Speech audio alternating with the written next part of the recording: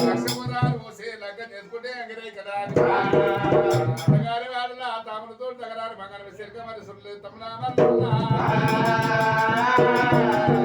ఆడవిల్ల మన సంతే సల్లకుండా ఏ ప్రకారమో మా ఆడవిల్ల మన సంతాగా ప్రకారం ఉంటున్నాడు మనసంత ఊకున్న మాయలు ఊకో పట్టులో ఏదున్నగా మల్లికార్జున స్వామి ముందట ముఖాన కొంగు పెట్టుకోని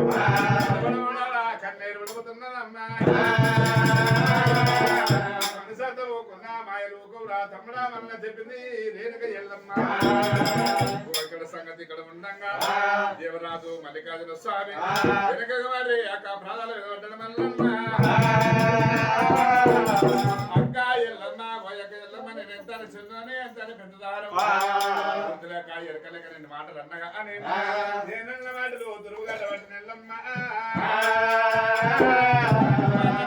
భరుడు గడ్డ పట్టనే పోయక ఎల్లమ్మ ఒకవేళ నేను లక్క పాడేనాడు ఒకవేళ బంజల పెళ్లి తెచ్చుకొని లక్క పాడేనాడు అందుకనే పోజా ఎరక సిరి పోతే అక్క ఎల్లమ్మ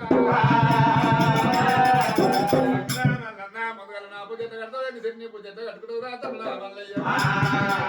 దేవరాజు మల్లికార్జున స్వామి అక్క రేణుక ఎల్ల వారంలో ఏమనుకున్నారు కాదు అక్క ఎల్లమ్మ